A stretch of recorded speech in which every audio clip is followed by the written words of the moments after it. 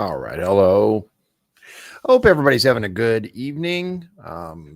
Today was an interesting day. So for those of you who maybe don't follow the channel on social media, uh, there was a new leadership chosen for the LaPorte County Republican Party, and my wife was elected secretary.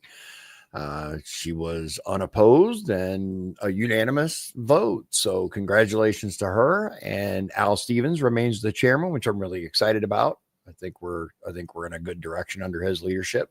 And Bonnie Miller remained VP. So Adam Karanka, Rhonda Graves is the new treasurer. She was the deputy auditor under Stavos when he was auditor.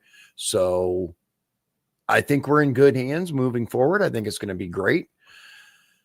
I am really excited for the future of the LaPorte County Republican Party. Like I told Liz, if you play your cards right, you may even get to meet Trump. You're, officially in the party now. So maybe at some events, dude, how awesome would that be if we could get DJT up here? That would be incredible. Speaking of DJT, there's some stuff that I want to cover today. So, as you guys have no doubt seen by now, Donald Trump and JD Vance and good old Zelenskyy had people are calling it all kinds of things, a row, an argument, a fight, all kinds of stuff in the Oval Office. So, there are a number of things that I want to bring, I guess, to everyone's attention. So one of the things that I had heard if you actually watch it right at around the 40 markers or thereabouts, I think it was like 42-40. It sounds like Zelenskyy mutters under his breath a word that sounds remarkably like suka. Now, I do not speak Eastern European languages, Russian, Ukrainian, any of that. But I have seen enough Hollywood movies where suka is not exactly a positive term.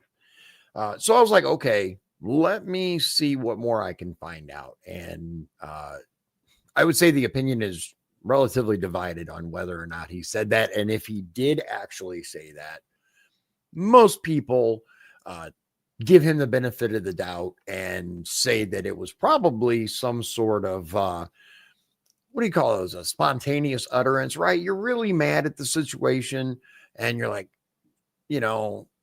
F or shit or something like that. And that's the claim. I even sent it to a friend of mine who actually speaks the language and had him look at the clip. And he said, I can see why people would think that he's saying that, but I don't think he's actually saying that. And even if he is, and just so you know, he's a huge Trump supporter, will tend to give Trump the benefit of the doubt. And he's also been a big advocate of Ukraine and the funding and that, right?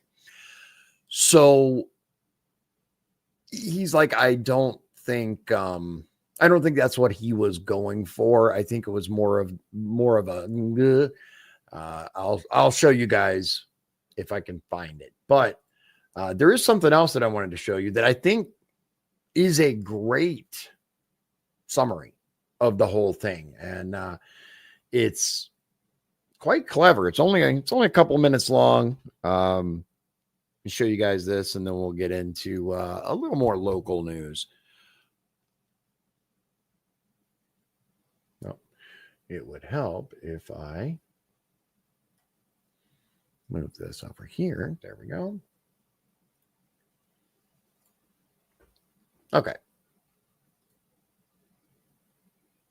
keep up, okay? Because I'm going to go kind of fast. Well, what happened? Zelenskyy decided he wanted to invite the media in, and Donald J. Trump and Vance was like, that's fine. We ain't got nothing to hide. We don't know why you want the media in here in our meeting, but okay, that's fine. We don't care. So the media was there, so we saw the whole thing unfold. What really happens behind closed doors when you see them presidents and leaders really negotiating and going back and forth, that's really what be happening behind closed doors. And I agree with her. This is standard Trump, right? This is right out of his standard playbook. This we just happen to witness it in real time versus being told afterwards. It's not nice. It's not pretty. No, it's not. Okay, I digress. So everyone was there, so they got to witness it, and they were basically saying, Trump said, look, we want a ceasefire. We want peace talks, all of that. But what's going to happen, you're going to give us a stake in your minerals because we've sent you a lot of money. We sent you troops to a war that you knew you weren't going to win. So in order to kind of even the field, kind of get that back, how about you just give us a stake in your minerals? Well, Zelenskyy started kind of talking with a little air in his chest. I think he had a lot of pride. I think that's what it was. And Vance kind of shut that shit down. Vance started asking him questions like, come on, man, we done did all this for you. He said, you kind of arrogant. You got a lot of air in your chest and you ain't even said thank you. We basically done saved you and you ain't even said thank you. You real arrogant around here. That's basically what Vance was saying. So Zelenskyy kind of decided he wanted to talk even more greasy, right? So he went to talking, and then at the end he said, and you gonna feel it too. I love that term, by the way. Started talking more greasy. That's the first time I've heard that, but it stuck with me and I dig it. That's when Trump stepped in. It was like, ho, player. Wait a minute. You ain't even in a position to tell us shit. You can't tell us what we gonna feel. Because in the card game where we playing cards, you ain't even got no cards. If it weren't for us, you wouldn't be sitting here right now. And Trump said out his mouth, he said, that stupid ass president. He didn't say stupid ass, but he said stupid. He said that stupid president sent you all of that money and sent you them troops. They kept talking. And Trump was like, let's stop that right now. We just gonna stop with you telling us what we gonna feel because you ain't in a position to tell us shit. All right, fast forward. They kept talking. They kept going back and forth. Trump said, look, you toying around with World War III here. We trying to give you some peace talks. We trying to get a ceasefire going on around here. And you walking up in here with the air in your chest. Like, what's going on, my guy?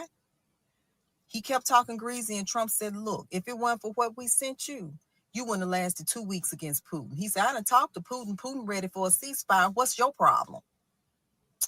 When he said you wouldn't last 2 weeks against Putin, he gonna double down. Zelenskyy gonna double down and say, Putin said we wouldn't last 3 days. Donald Trump shot back and said, you wouldn't even lasted that long. At the end of it all, because he had so much air in his chest and so arrogant, Donald Trump said, all right, you can leave, player, but don't call us back until you're ready for a ceasefire or talk some peace or do some negotiating because this what you're doing. He said, you're not going to last and you're probably going to start World War III. So get your head right, player, and come back and holler at us. I mean, that's it in a nutshell. And it's a really good breakdown. Oh, I forgot to show you guys. This is from Crazy Vibes at Crazy Vibes _1. And it was a reply to Cat Turd. And it says, this is probably my favorite breakdown of what happened in the Oval Office with Trump, Zelenskyy, and JD. I'm adding greasy to my lexicon now. And I feel the same way. Like, I love that. So I have a little different take, right? I agree with her as far as the breakdown of it. The press, of course, is going nuts because it's Trump and that's what they do. But one of the things that we've seen, as a matter of fact, you know what? I got a better way to do this. Let's see here.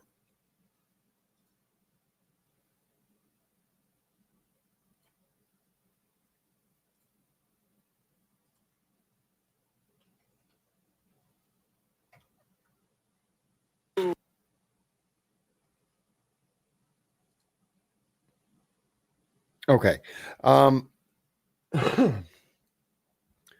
Excuse me. All right. Why isn't this working?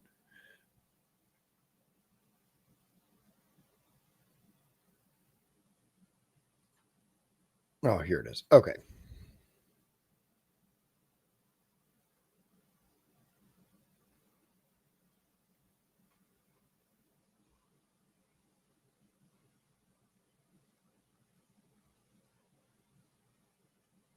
Here it is. I found it finally. My buddy. Sorry about that. Here we go. Okay. All right. This is from John Talks 2 is the name of the channel. And it's How Things Have Changed. My buddy, my buddy, my buddy, my buddy. Wherever I go, he goes. My buddy, my buddy, my buddy, my buddy, my buddy and me. Your country is in big trouble. Can I Wait a answer? minute. No. Can You've I done a lot answer? of talking. Your country is in big trouble. I know. You're not winning. know. You're not winning this. You have a damn good chance of we are coming out staying, okay because of Mr. us. President. It's going to be a very hard thing to do business like this. I tell you. Just say thank you. I said a lot of times thank you to American people. Except that there are. You have to be thankful. You don't have the I'm cards. thankful. You're buried there. Your people are dying. tell you You're again, running I low know. on soldiers. Listen, Please, you're running Mr. low on President. soldiers.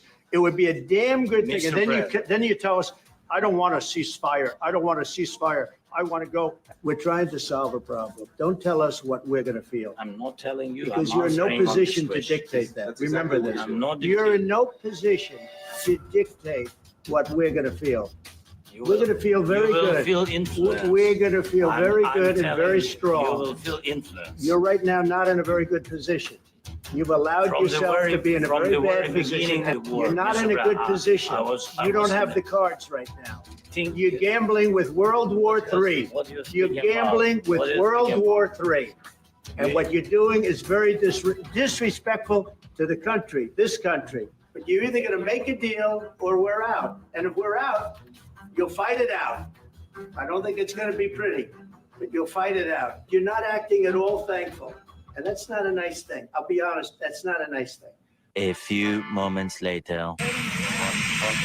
We had a meeting today, as you know, with President Zelenskyy, and I would say it didn't work out exactly great from his standpoint. It's kind of hard with you not around. Know you in Delaware, smiling down. My buddy and me. Okay. Now, there are multiple takes on this, multiple ways that you can go. If you hate Trump, obviously, you know, Trump's evil and all of this, right? And just like if you're a Trump apologist or a Trump, you know, nothing Trump ever does is wrong, you tend to take his side. I'm kind of in the middle on this, insofar as, hear me out, right? This is all, in my opinion, this is all a movie, right? This is all a production. Why? It's for a reason. Sean and I talked about this the last time that we did a show, and it was Trump rarely does something without a predetermined goal in mind. He rarely does things without a plan. And the sheer number of times that he referenced, you don't have the cards. You don't have the cards. Russia has all the cards. You don't have the cards. It's a game. It's a game. Now, the question is it a game where we're legitimately looking at real threats of war with Russia, Ukraine, other allies? Hopefully not, right? We're the little people. All we can do is watch and see and pay attention. But my interpretation of it, what he's trying to tell us is this is all a production. It's a giant optics, right? The sunlight shown on the negative situation. Sunlight's the best disinfectant, and it stands to reason that Trump is intending to send some sort of message. Even as far as Lindsey Graham, who, if you guys have paid attention to Lindsey, you know that he is always been very adamantly pro-Ukraine aid. Even he took Trump's side. Even he came out for President Trump. I don't know, guys. I think there's some suspicious stuff here. Let's go a little more local for a moment. I want to show you guys a clip from the LaPorte County Board of Commissioners meeting that was held on February 19th. There is an interesting thing here. First of all, I want to show you guys the artwork. Art was donated to the clerk's office, and it's of the LaPorte County Courthouse, and I think it's great. Take a look. Heather Stevens, LaPorte County Clerk. I just wanted to come in and give a proper thank you to Tim Perry from Long Beach. Tim Perry. He painted this for me and brought it in today. That's so cool. To donate. So we are now donating it to the clerk's office. So something very cool for the courthouse. I was told that we tried to pay him for, we as in the taxpayer, the clerk's office tried to pay him for the painting, but he insisted it be donated so that it could stay in the office and not, transition after term. Feel good something, but thank you to Tim. Oh, that's fantastic. Congratulations. Isn't that cool, guys? I think it is. I'll be happy to see it in the clerk's office. Okay. So there is a press release that the commissioners, the commission president, Grammarosa, read aloud. And oh my, if I can't even say anything. I'm just going to play it for you. Now, first of all, let's be honest. What are the chances that this letter was drafted by the individual reading it? I'll let you decide. Here we go. Press release. This is a press release from some context for those of you not familiar with the area. Our electricity company here is called NIPSCO, NIPSCO, Northern Indiana Public Service Company or Corporation, whatever. They are the only option around here for utilities. They wanted a massive rate hike. So what we did, we as in the commissioners, decided to give a local attorney $50,000 to go to a hearing to represent LaPorte County and get them to basically not go through with the rate increase. $50,000. Yeah, I'll let the clip speak for itself now that you have the context. Here we go. Myself. It says it's regarding NIPSCO. This is a press release from myself. It says it's regarding NIPSCO and it's for release Wednesday, February 19, 2025. I want to take this opportunity to make perfectly clear that LaPorte County did not and will not support the settlement agreement that was negotiated between NIPSCO and the state's Office of Utility Consumer Counsel. The OUCC that provides NIPSCO with a 15% residential rate increase on top of the increases they received just 2 years ago. In fact, we are fully prepared to make our case at contested hearings in front of the Utility Regulatory Commission that were scheduled for February 5th in Indianapolis. But once I got word that the OUCC, the state's public advocate, was willing to settle the case rather than to go to contested hearing, I instructed our attorney in the case, Shaw Freeman, to begin negotiating and get whatever we could for the county in return for us not opposing the settlement worked out between OUCC and NIPSCO. Okay. So far, we paid this attorney $50,000 to oppose the rate hikes and then decided to cut a backroom deal with them. That's my take. Hold on.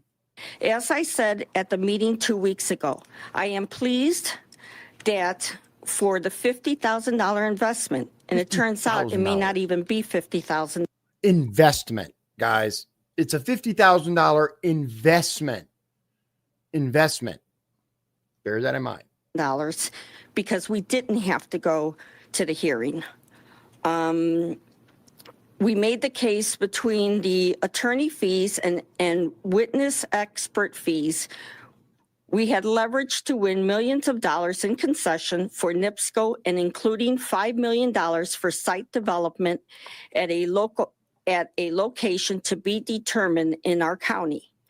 A full study on potentially keeping jobs and tax revenue in Michigan City Gen Station by converting it either to a gas-fired or battery storage, and also keeping $3.5 million we previously won for electrical infrastructure improvements in Kingsbury Industrial Park. The only way we had leverage to bring NIPSCO to the table was because, as commissioners, we voted to intervene in the case back in December. For anyone concerned about these continuing double-digit rate increases that NIPSCO is getting, which makes their rates not only the highest in Indiana, but also among the highest in the county, Wait, what? urge you to call Anna, but also among the highest in the county. I'm assuming she meant to say country. You to call the governor's office and insist that when the three of the appointments to the Utility Regulatory Commission come up this spring, that he replace the current appointees with new members who will worry more about what is happening on Main Street than what the utilities are viewed on Wall Street. From what I can tell, the only reason the OUCC took a dive and settled for the 15% increases is that they feared a worse result if they went to hearing in front of the current IURC. This IURC has recently granted massive rate hikes in two other Indiana utilities, Central Point in southern Illinois and Duke in central Indiana and Duke in central Indiana. Yeah, because we live in Indiana, despite anyway. And has gotten a reputation around the country as routinely rolling over and approving requests from the big utilities. And I will say, I'm saying in Illinois because when you start looking at these increases, this is exactly what you would expect to happen in Illinois and not in Indiana. It's upsetting. I personally supported Mike Braun for governor, and one of his important pledges during the campaign was making utility rates more affordable. I'm asking him publicly to make good on the promise by shaking up the establishment. So, for those of you who don't know, the gentleman here in the middle is Shaw Friedman. Right here. That's the gentleman that received the $50,000 to represent us so that we could in turn not need him because they signed off apparently. This is the state of our county government, guys. Yes, the individual reading this letter is the actual president of the LaPorte County Commissioners. In Indianapolis, as he said he would do. The establishment in Indianapolis, as he said. At least she said Indianapolis this time and not Indianapolis. Said he would do, and appoint completely new utility commissioners who will hold utilities accountable. My constituents are hurting, Governor, and when they are residential rates and owners of small businesses, high utility rates are breaking everyone's budget. We need change now on the Indiana Utility Regulatory Commission. Thank you. Yes, indeed, ladies and gentlemen. That is the executive branch of the LaPorte County government. The county's version of the president of the United States. That's it. We are so doomed. Now, the good news is she's up for re-election here very, very soon. Why? So I got a couple of questions with this, right? I was checking my notes. I forgot to put them on the computer, so I had to refer to here. First of all, Mayor Angie of Michigan City claims that she's the one responsible for saving NIPSCO. Now, Commissioner Grammarosa claims that she's the one responsible for saving NIPSCO. When I say saving, I mean the location right there by the waterfront. Massive piece of property, by the way. Mayor Angie takes credit. Commissioner Grammarosa takes credit that hasn't closed already, even though Angie wants it to close so that she can get the land for something else. Guys, I don't know. I don't know who's responsible. I don't know who isn't. What I do know is Mayor Angie may see this as against the things that she said and may decide she has something to, let's say, argue about as far as that goes. I don't know. It's going to be interesting to see how this comes around. Now, I want to talk to you guys about DOGE. You've seen, obviously, all of the crazy stuff going on. I'm going to do a little different from what I consider the norm as far as conservative podcasters go. I'm going to try to look at it objectively. So I have a family member who actually works for the IRS. Okay. And thought I was being funny, texted them and was like, hey, did you, send 5 things in that you did? Now, I want to be very clear that this family member does a phenomenal job of remaining apolitical. They do not get involved in that. They monitor, they read. They were actually a big fan of President Trump's first term and the way they went about things. They were looking forward to this time. Unfortunately, what they are involved in is fraud investigation, right? They're actually really good at what they do, but they're also really honest. And they're a good worker and they do the job that they were hired to do. Unfortunately, it seems like the entire department was deemed not mission critical, which means they're out of a job. Now, that sucks.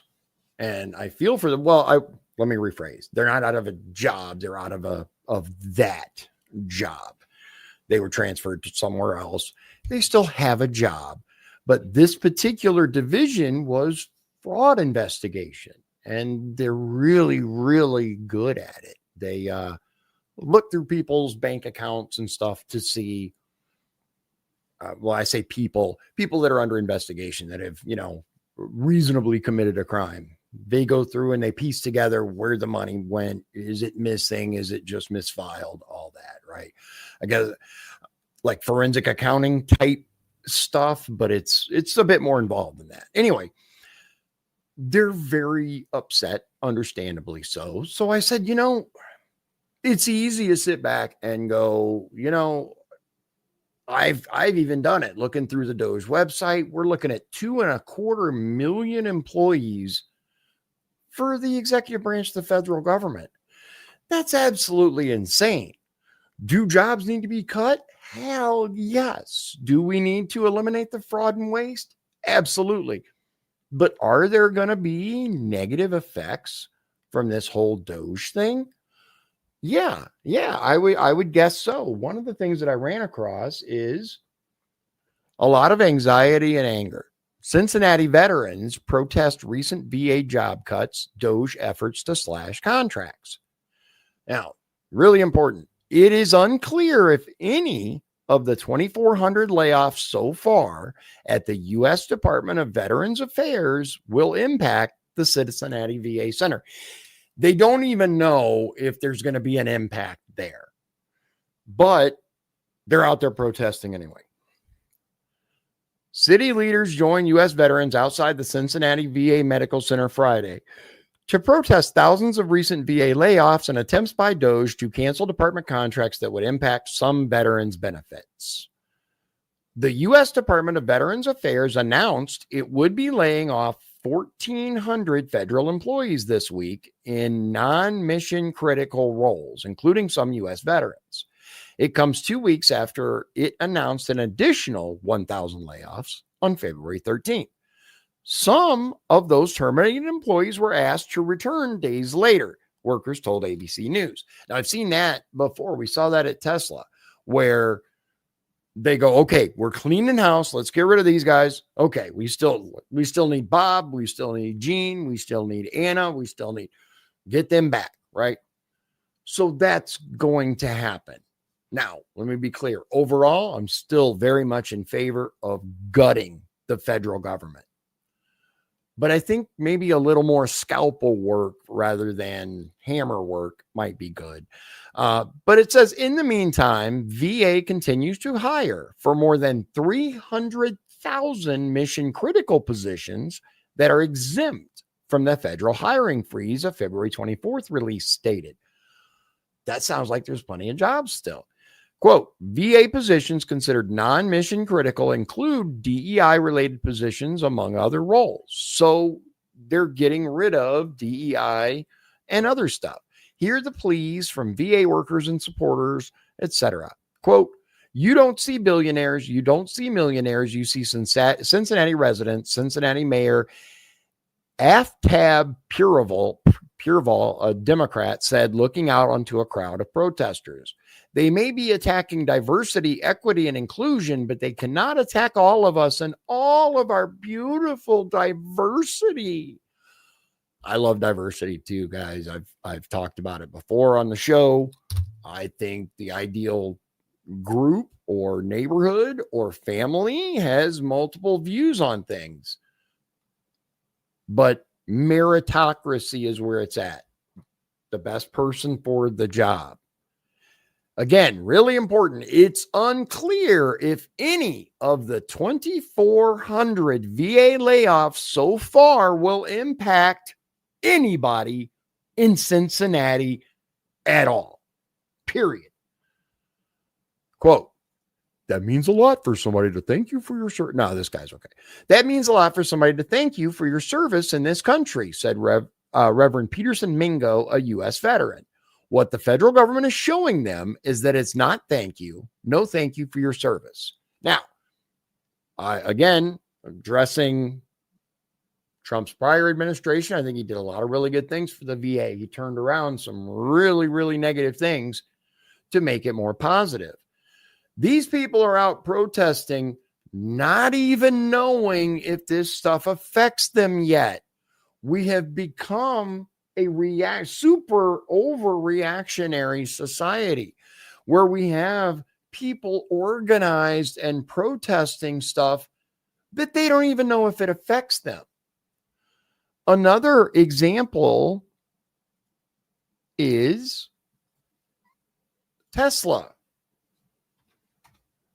Apparently there's a hashtag Tesla takedown movement that's going on. Hundreds gather at Superior Tesla dealership to protest Elon Musk's DOGE involvement.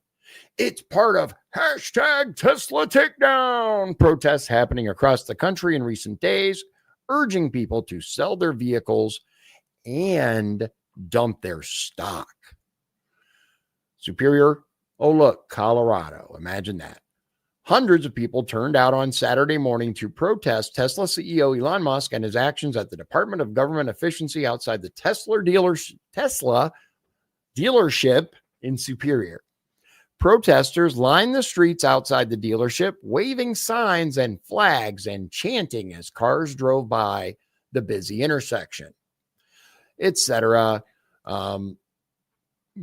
People crying because Elon Musk owns a company and made it extremely successful, and then made another company and made it extremely successful. And then anyway, they're mad because he is looking to curb government spending. And of course, the media has convinced these people that Elon Musk is the worst possible human being out there.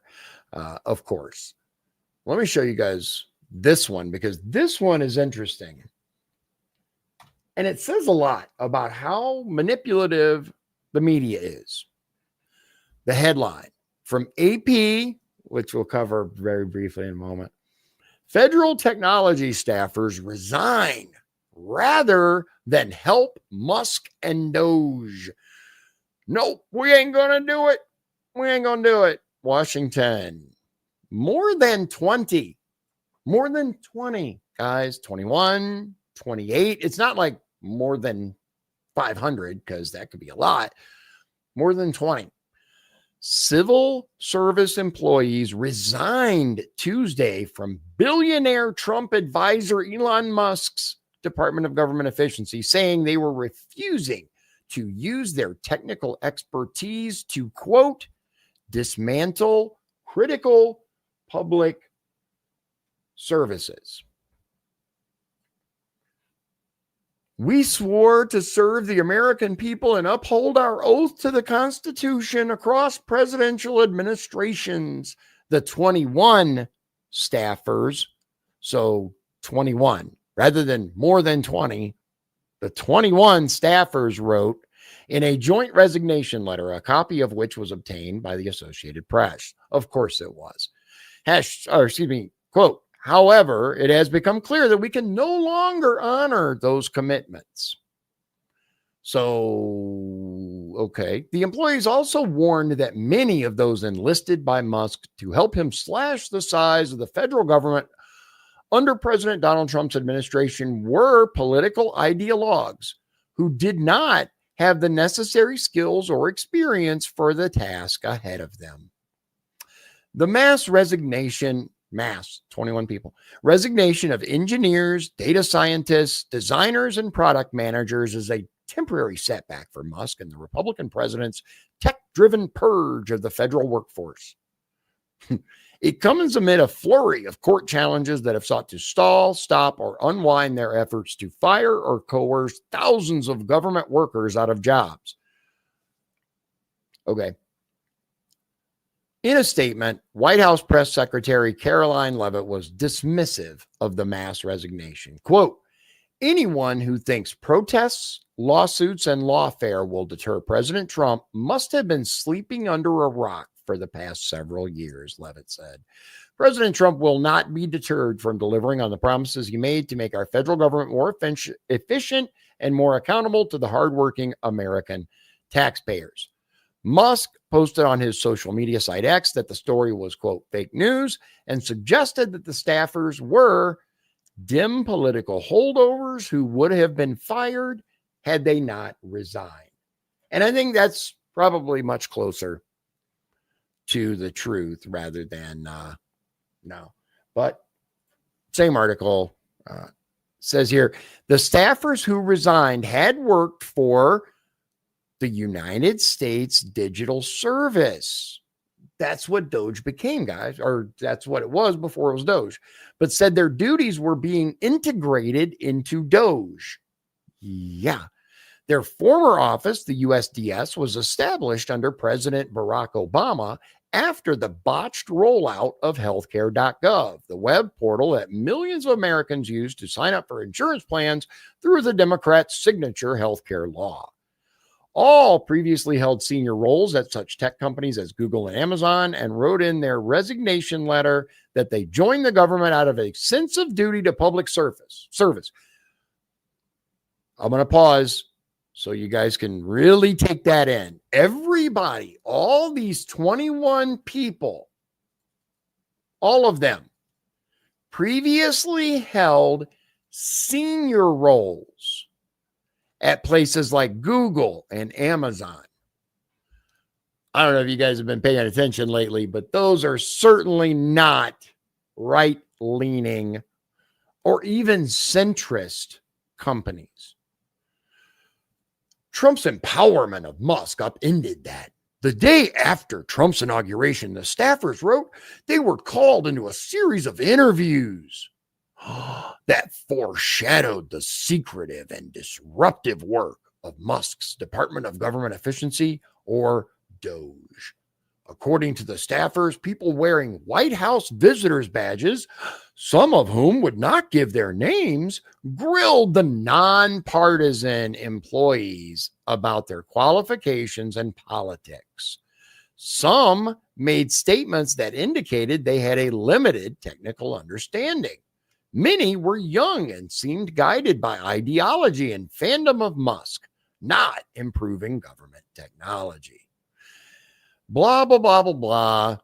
This process created significant security risks. They don't know what they're doing. Guys, they're breaking everything. Now, yes, I am absolutely certain that mistakes were made. I am absolutely certain that we took money away from projects that deserve to have them, that were actually a positive thing. Just like I'm sure that we have cut programs that were wasteful, fraud, or outright money laundering. The question is one worth the other? Is it worth cutting a good program temporarily so that we can eradicate the massively wasteful fraud that is our government these days? I think so. So I got another thing to show you guys.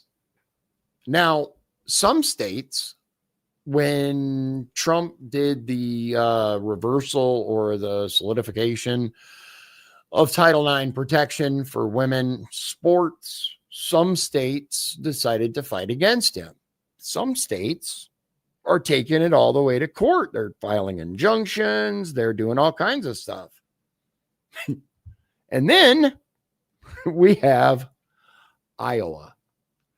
I don't know if you guys know much about Iowa. I did not. I haven't really. I mean, I like Iowa. I know a little bit, but I didn't know much. Today about I'm signing into law. Kim Reynolds is apparently the governor of Iowa, and she says that she signed into law a protection. Today I'm signing into law a bill that safeguards the rights of women and girls. It's common sense to acknowledge the obvious biological differences between men and women. In fact, it's necessary to secure genuine equal protection for women and girls. It's why we have men and women's bathrooms, but not men and women's conference rooms. Girls and boys sports, but not girls math and boys math. Separate men and women's prisons, but not different laws for men and women. It's also why Iowa has enacted laws protecting girls' sports for girls and women's private spaces like bathrooms and locker rooms. But unfortunately, these common sense protections were at risk because before I signed this bill, the Civil Rights Code blurred the biological line between the sexes. It has also forced Iowa taxpayers to pay for gender reassignment surgeries, and that's unacceptable to me, and it's unacceptable to most Iowans. I know this is a sensitive issue for some, many of whom have heard misinformation about what this bill does. The truth is that it simply brings Iowa in line with the federal Civil Rights Code, as well as most states. We all agree that every Iowan, without exception, deserves respect and dignity. We are all children of God, and no law changes that. What this bill does accomplish is to strengthen protections for women and girls, and I believe that it is the right thing to do. So, yeah, Iowa has chosen to embrace it. And I don't know if you guys saw former governor Cuomo is now running for mayor of New York City again. I guess there was a problem last time, I think. Was he mayor before? I don't know. Something to find out. I was told that it didn't end well. I do know that his governorship didn't end well, but it's going to be interesting. All right, so I want to dive into something else that is a recent event.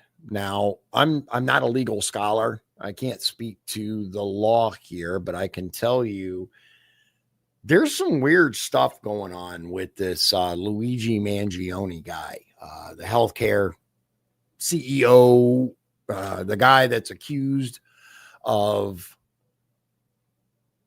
murdering the healthcare CEO. There. So the argument is being made that he was unlawfully detained. According to the NYPD, arresting police acted in a very professional way. Now, whether they were professional or not, the question is, did they have probable cause to effect a search? Again, I'm no attorney, but I know a little bit. I know a little bit about our rights, and it requires either compelling probable cause of something or a warrant. If they didn't have these things, because all of the current trials rest on the physical evidence. Now, one thing that's very weird, guys, about this is the weird, I guess, the response, the way people are acting towards him, like he's some kind of messiah or the Punisher or something. It's bizarre. I am not in favor of any of this, regardless of who the guy is. I think we need to and you know what? I'm just gonna say it. I think that's a lot of the problem where the political violence comes in. Is people, well, it's okay if, right? It's okay if this person's a this. That's why these people think it's perfectly okay to attack Trump supporters, for example. See the red hat. Oh, you're this, you're that, because the media told them that, right? It's not okay to punch someone in the face, even if you believe they are of a certain ideological persuasion. And this is what we've dealt with since the first Trump presidency, because these people believe that the means justify, or the end justifies the means. What they're doing is justified because he's such a bad person. So I don't care. Let the legal system sort it out. But Luigi Mangione speaks out for first time since message to supporters. This was on, let's see here. Yeah, this was a few days ago. Spoke out for the first time, breaking his silence from behind the bars of his Brooklyn jail cell. Mangione sent a message of gratitude to the assumed thousands of individuals who have sent him letters expressing their support, and to those that have donated over $475,000 to his legal defense fund.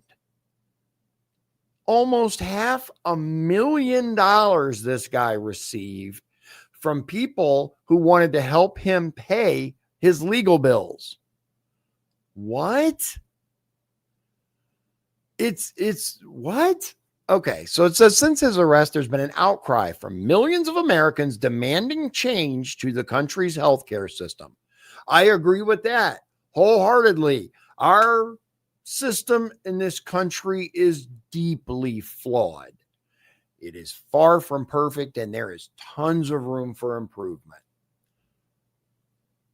At the same time, we have to acknowledge that people from around the world come here because we have cutting edge things. They have called Mangione a hero, but officials are alarmed by the glorification of the violent killing of Thompson, who authorities believe was targeted by Mangione only for his position with the company. Now, here's the question, right? If he was targeted only because of the job he had, how long until they decide to make that a hate crime?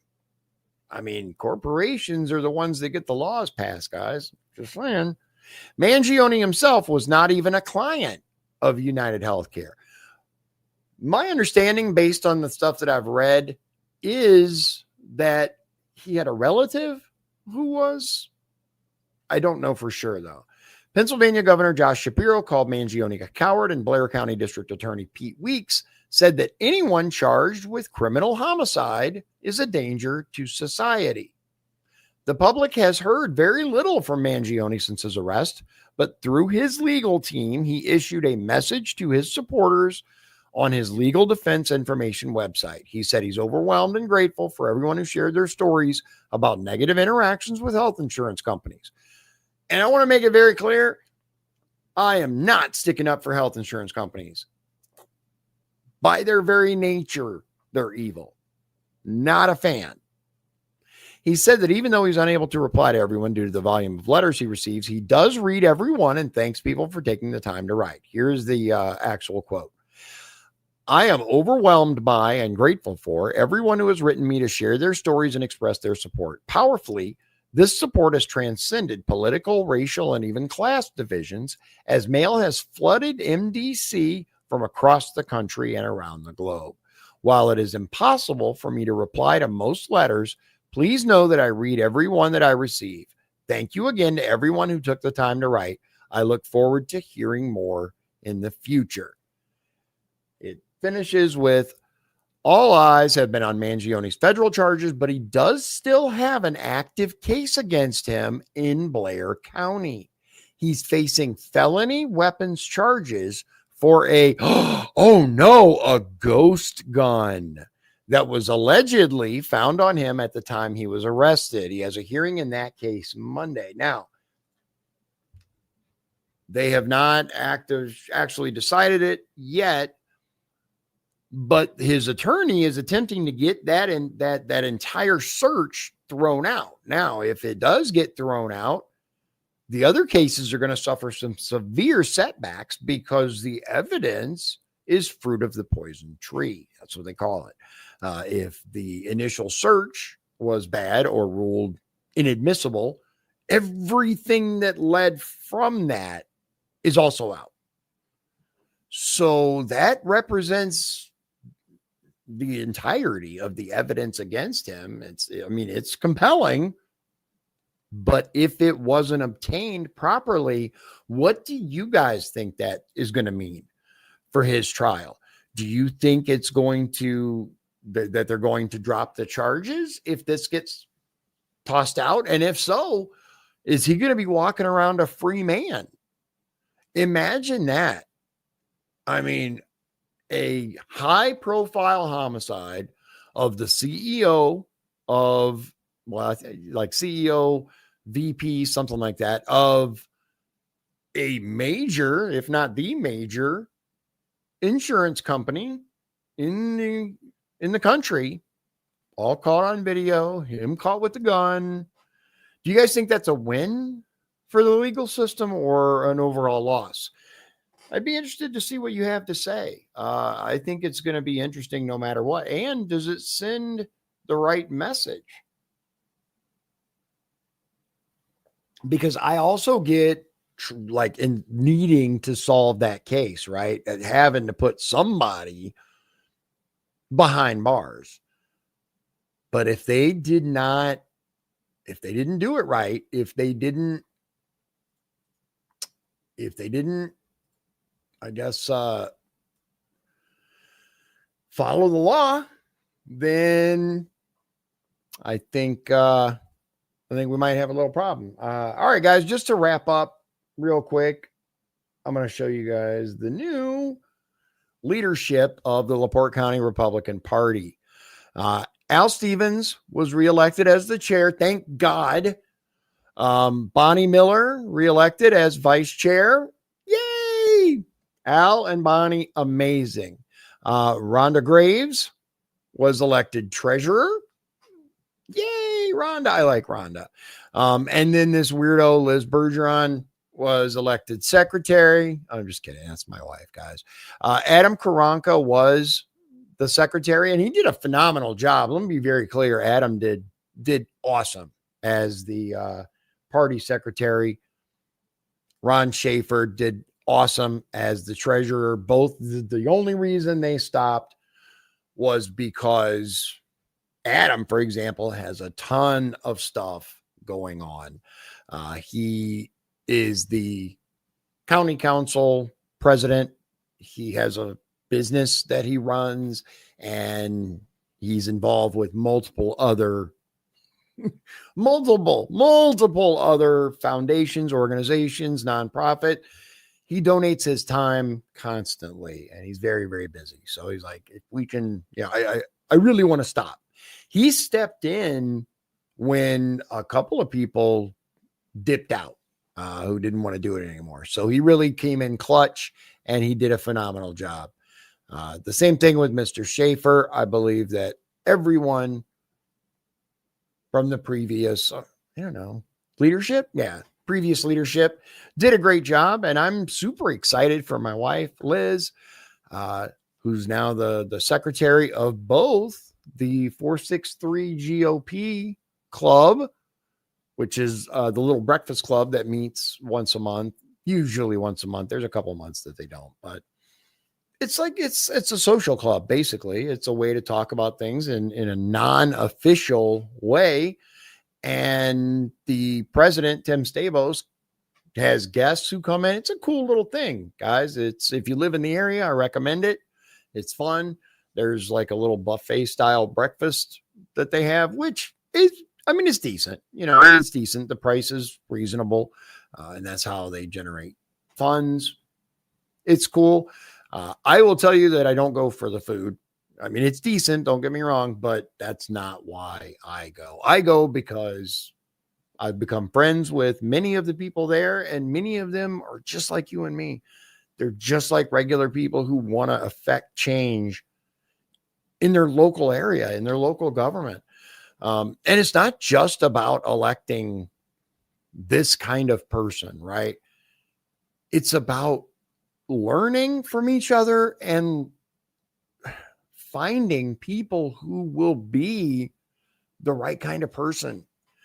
Because a lot, let's face it, the vast majority of people who get into politics, especially the ones who actually succeed, are not in it for the right reasons. And even if they start in it for the right reasons, they don't stay in it for the right reasons. So the reason that I personally decided to get involved locally with my county party was because I was running for office. Now I went in, and I've covered this before. I'm not going to stay on it too long, but I thought before I went in that the county party was the same as the state party, the national party. It's a bunch of out of touch, rich people who would never understand the day-to-day struggles that you and I have. And those people exist. They absolutely exist. But the vast majority of the county party, at least here in LaPorte County, are regular everyday people who want change, who want to see things like DOGE done properly on our local level. We want to see honest politicians, public servants, people who truly want to help their communities, and maybe who know how to read. Just saying. Just throwing that out there. But I don't know. And so I finish with this, ladies and gentlemen. I have thought a lot about kind of how I want the show to move forward. I'm not running for office. I'm not asking for your vote. That's what it started as. This show started as a way for me to reach the voters, to talk to them so you could get to know me. I did extremely well as an outsider with no money for a campaign. It was all self-funded. Well, vast majority self-funded. I had a few small donations from friends and family, but for the most part, self-funded. During the process, I learned a great deal. I think I did okay with keeping people updated on how the show was advancing and what I was planning. I went from running for Congress to running for state rep, and again, did exceptionally well for someone who wasn't politically known, didn't come from a bank account. So what's the point? The point is the show has evolved, and I'm trying to decide kind of how I want it to go, right? And so this gets me to my next point, my final point. Did you guys see when they were supposed to release the Epstein files? Instead, they called these conservative influencers and had them parade these binders that ended up not even having anything in them. It was embarrassing. It was very, very embarrassing. Now, here's the weird part, and I'm seeing if I have a picture of them. Okay, I gotta find it, but I know where it is. Because they all, at least a sizable number of them, have a very interesting connection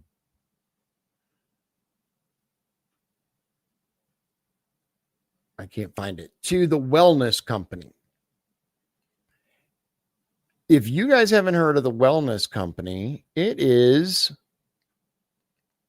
something that I covered a while back because I was approached to ask if I wanted them to sponsor me. Yeah, there it is. I found it. Okay. I turned them down.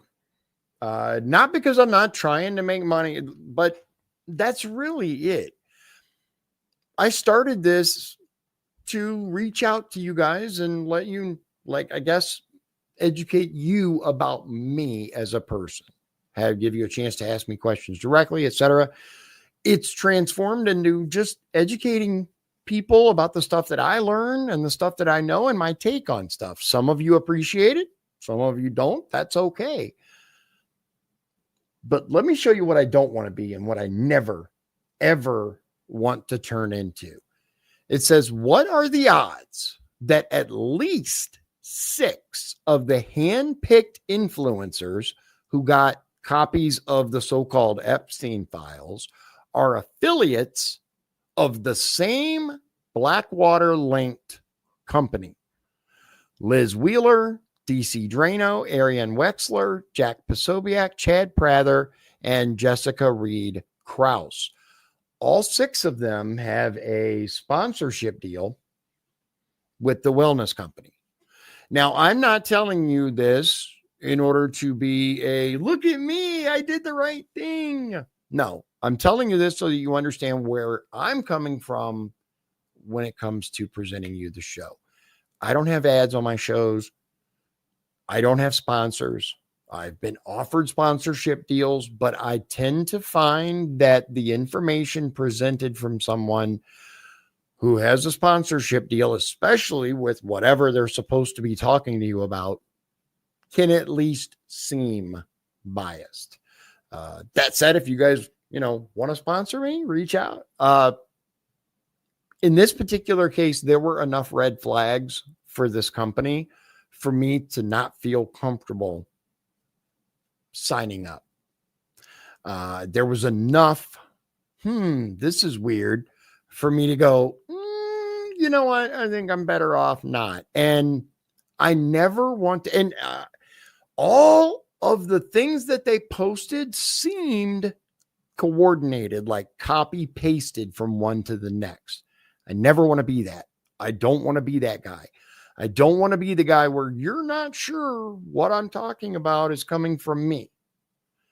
That was another reason that I declined to sign with them, because in the contract, way down, is a clause. I don't even have it anymore. I looked at it. I could probably find it if you guys want, but it essentially surrenders editorial control. And that's a flat out no. Nobody's going to tell me what my show is going to be. It's just that simple. I'm going to make it the way that I want to make it. Now, I do have people that help me, but they do what I tell them, not the opposite. So I wanted you guys to know that, because I'm going to make mistakes. I'm going to make errors. And sometimes I'm going to get some stuff wrong. I do my best for that to be as minimal as possible, but it's going to happen. But none of what I do is for a payday. I don't do any of this in order to get money. It costs me a staggeringly high amount of money to do this show for what it is, right? It goes to multiple destinations. It's available in podcast form. Why do I spend the money to do this? Because I believe it is critically important that we have real discussions, that we have real talks about what's going on in this world, in our country, in our hometown, in our counties. And the only way we're going to do that is like this.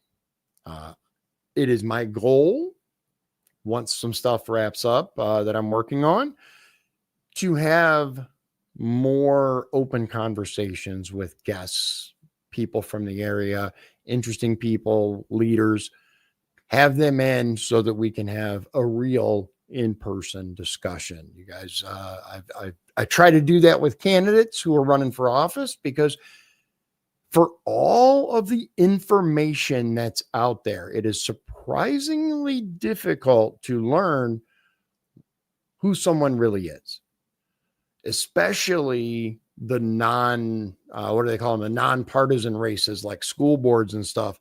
It is so hard to get accurate information about school board candidates. So that's why I kind of started meeting other candidates, giving them an opportunity to speak directly to you. And that's really important to me. But what else do I want to do with this? If you guys would like to chime in, I think I have a couple of things I'm working on for I guess series is right. Like we're doing the After Dark with Donovan. We're doing the face-to-face with Sean as far as the breakdowns. But as far as my solo shows, this is your opportunity to weigh in and see what you'd like. Do you guys like the small news snippets that I do? Would you prefer that I concentrate on a single story to the I guess inevitable conclusion that it leads to, and kind of do a full research on it? Or do you like a sprinkling? I would love to hear from you. That's the whole point of this, because it is a scary time. You know, we can celebrate the victory of Donald Trump, or jump up and down and rage that, you have that many Nazi neighbors. But either way, we're going to have to make it through the next few years, right? There's a whole lot going on, and our legacy media cannot be trusted. They're outright lying about things. They are suing the president and his administration because he changed the name to Gulf of America, and they don't want to do that. So they got kicked out of the press pool, and that's a whole other thing. But it's critical that there are people that at minimum recognize their bias, right? I recognize my bias. I tend to think Trump does a good job overall. Does that mean I'm not going to call him out when he makes mistakes? No. I think if we can at least strive for that, I think we're in a good spot. And again, I'm trying to focus more on bringing awareness to certain issues. So if you guys appreciate it, subscribe, hit that like button. It really helps me. I try not to do this in every video, but the wife does help me with the channel, and she is constantly on me to tell you guys to do that, because it helps way more than it should. way, way more than it should when you guys like, subscribe, share, stuff like that. So I appreciate your time, and I'm currently working on something that I think you guys will find interesting. It's just going to take a little time to get it done. But without further ado, God bless you, God bless Indiana, and God bless the United States of America. Thank you for joining me, and I hope you have a great evening. Bye. If you'd like to support the show, please visit our Patreon at patreon.com/Dion's Daily Dose. This has been Dion's Daily Dose, hosted by Dion Bergeron. Executive producers, Sean Holgram and Michael Beebe. Copyright 2024. Dion's Daily Dose, all rights reserved.